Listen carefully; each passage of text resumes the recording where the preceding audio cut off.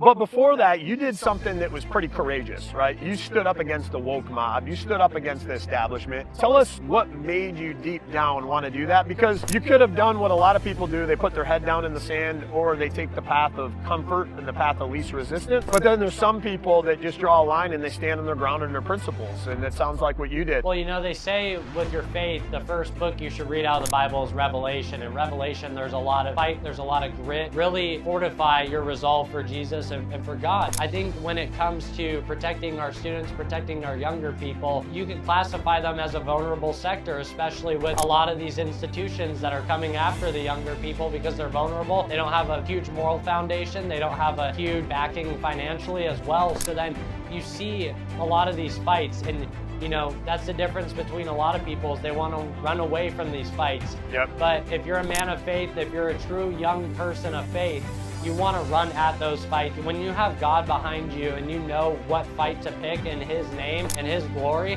it becomes extremely easy to know which fight you need to take. In fact, you feel comfortable in that fury. You feel comfortable in that fire when you know that you're fighting for something that's truly in His will.